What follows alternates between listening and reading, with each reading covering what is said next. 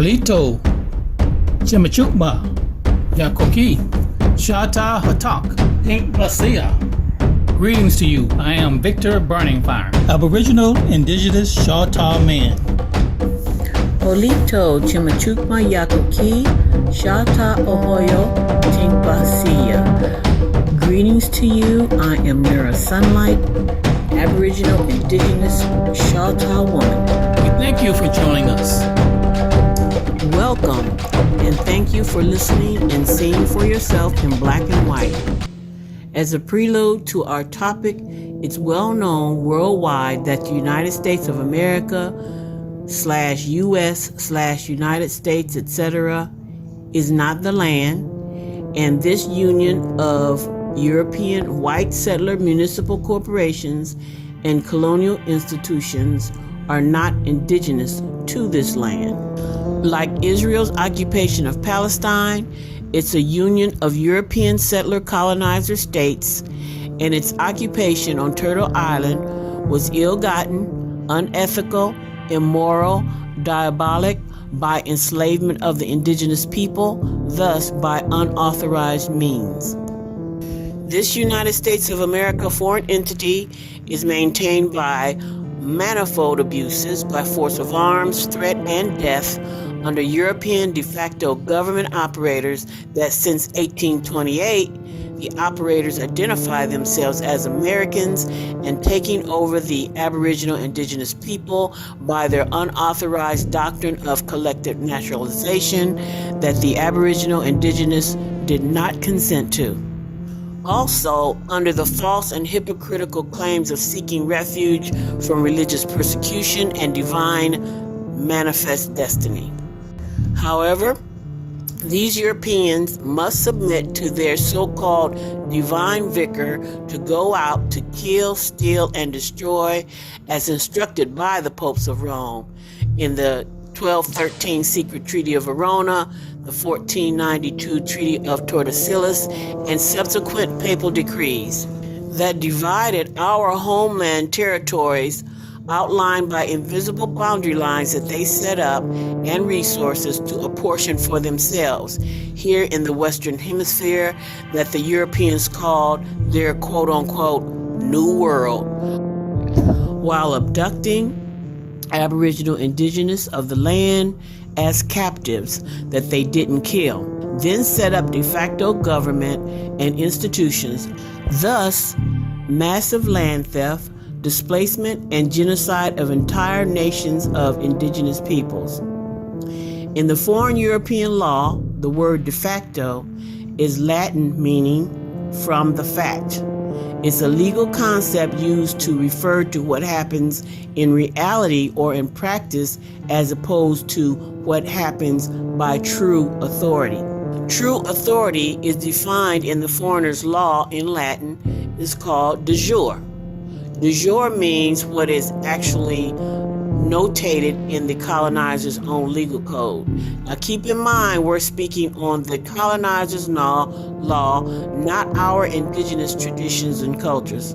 Example, the de facto United States of America /United States /US, etc. operators is a union of colonies that maintain their occupation through its operators, being its massive state court and legal system of trials. Example, the state courts, appellate courts, Supreme Court, and their subordinate governors, attorneys, police, sheriffs, and deputies, etc., that impose their foreign law through force of arms, brutality, threat of death, and or imprisonment through what they call their criminal justice system that was transplanted from Europe to execute over the captive populations or indigenous population, but whose legitimacy is broadly rejected by the Aboriginal indigenous people and whose exit back to Europe is highly desired of the real authority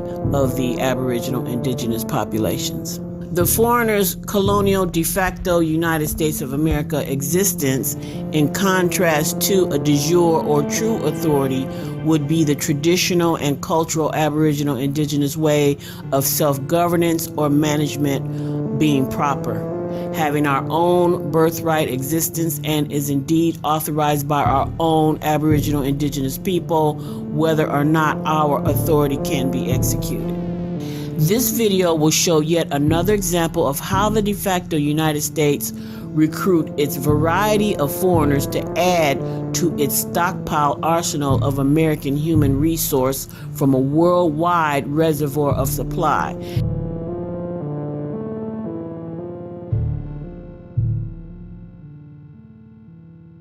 Now, as an example of further displacement of Aboriginal indigenous of this land, they label their recruits as, say, like after their imposed Naturalization Act, their recruits will be called like German Americans, French Americans, Italian American, Kenyan American, but in this case, Moorish American, as if these foreign recruits are legitimate, or if the recruitment of these foreign recruits is legitimate. We will be reviewing the Resolution 75 paper of the Foreigners' House of Representatives in the Pennsylvania colony, which is what they call a commonwealth or a foreign republican form of government that has its roots in European Rome. The Foreigners' House of Representatives of the Pennsylvania colony are descendant colonizers that represent their individual districts. A district is a divided territory outlined by invisible boundary lines under the say-so of their foreign lord or officer in that particular state colony, whose number of individual representatives is determined by the sum total of the colony's population. Therefore, any foreign immigrant that the United States allow to join them in their colonial union as citizens are just as unauthorized as United States colonizers themselves. With that said, let's see what is in Resolution 75. Start read. Library of Congress. This is to certify that the collections of the Library of Congress contain a publication entitled Journal of the House of Representatives of the Commonwealth of Pennsylvania, for the session begun at Harrisburg on the 3rd day of January, 1933, Part 4, and that the attached photocopies, the title page, the date-stamped verso of the title page, and page 4367 on which appears Resolution Number 75, read, April 17, 1933, adopted May 4, 1933, are a true representation from that work. This is to certify further, that the work is marked with a Library of Congress stamp that bears the date, November 16, 1934. In witness whereof, the seal of the Library of Congress is affixed hereto on December 5, 2014. Pause read. The stamped sealed paper that was just read vouches for or confirms the contents of what will be read in the Resolution 75 paper itself. This confirmation comes from the Library of Congress.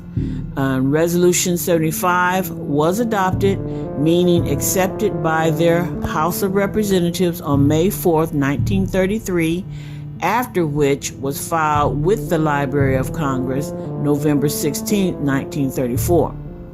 The librarians sealed and signed their name as witness to the accuracy of the work on December 5th, 2014 for whomever requested a copy or photocopy of Resolution Number 75 at that time. First, the primary function of the Colonizers' Library of Congress is to serve the foreign Congress, to reserve inquiries or to research inquiries made by members of Congress, and to provide service to de facto U.S. government agencies and their other libraries. The Colonizers' Congress is a meeting of their representatives.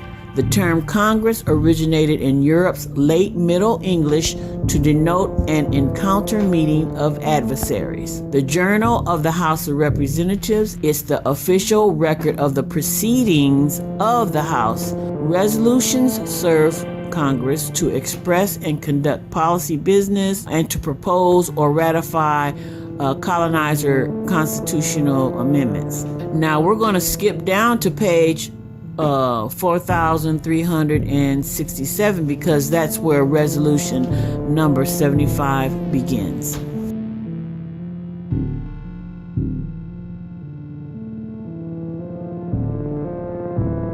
Start read. Mr. Whitkin called up resolution number 75. The resolution was read as follows.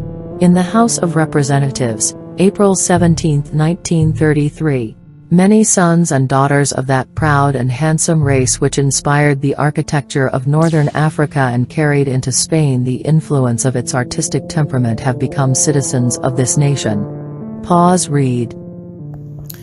This means that, by the words of their Speaker of the House, European colonizer Morton Whitkin, the foreign people that were influential in the art of building beautiful structures located on the North African continent and then took that same architecture to Spain in Europe, these same people have become citizens of the colonial de facto United States. Start read. In the city of Philadelphia there exists a Moorish American society made up of Moors who have found here the end of their quest for a home and of the children of those who journeyed here from the plains of Morocco. Pause read. This means that a social group or community of immigrant Moors identifying as Moorish Americans searched, then expatriated from Morocco, Africa, found a home to settle themselves and their descendants in the United States of America fiction at the Pennsylvania Commonwealth Colony. Pennsylvania was named after a European admiral, Sir William Penn, whose allegiance was with the Commonwealth of England and the Kingdom of England. His son William Penn established their so-called New World American Pennsylvania settler colony. In breaking down the foreign name of Pennsylvania, Penn is European English Welsh and Sylvan is European French. Start read. This society has done much to bring about a thorough absorption by these people of those principles which are necessary to make them good American citizens. Pause read. This means that this Moorish American group of people have gone through the process of conversion and have taken up the ways of the colonizers by assimilation into the colonizers' expectations and allegiances, and have become capable of being good flag-carrying citizens. Start read. These Moorish Americans have since being here, missed the use of the titles and name annexations that were so familiar at home, and which are used in accordance with the doctrines of the religious faith to which they are adherents. Therefore be it resolved, that this House commands the Moorish American Society of Philadelphia for the efficient service it has rendered the nation, in bringing about a speedy and thorough Americanization of these former Moors, and that in accordance with the fullest right of religious independence guaranteed every citizen, we recognize also the right of these people to use the name affixes, El, or Ali, or Bey, or any other prefix or suffix, to which they have heretofore been accustomed to use, or which they may hereafter acquire the right to use. Pause read. This means that the Moors of that Philadelphia society that expatriated their African and European homelands then were, quote unquote, thoroughly Americanized, meaning transformed in character, suitable to the Anglo-European/American approval, became eligible citizens of the United States of America colonies as Moorish Americans, thereby obtaining the colonizers' permission to use the Moorish names that they had used in accord with their respective religions back home overseas, as well as the colonizers' permission to practice their religion like all other citizen subjects of the de facto United States. This certainly did not mean that they were sovereign. It only meant that by the de facto United States government to whom Moorish Americans have their allegiance could then be legally able to name themselves and practice their religions. Start read. On the question, will the House adopt the resolution? It was adopted. Stop read. It was adopted means the colonizers responded in favorable agreement by taking a vote of this particular resolution number 75. Therefore, this business matter was resolved during this particular meeting of Colonizer House of Representatives. In conclusion, as written in black and white, resolution number 75 is for the foreign immigrant Moors that became yet still foreign de facto U.S. migrated citizens that can legally name themselves and practice their religion as Moorish Americans in the colonizers' system. The focus of the Spirit Traveler Clan is the origin of the foreigners' words, their diabolical system of bringing whomever they want, whenever they want, on ill-gotten land via appropriated trespass and unauthorized occupation, so that the true Aboriginal indigenous people of Yakni and Lupa, this land, will not be confused about who these foreign U.S. citizens, colonizers, and their immigrant citizens really are.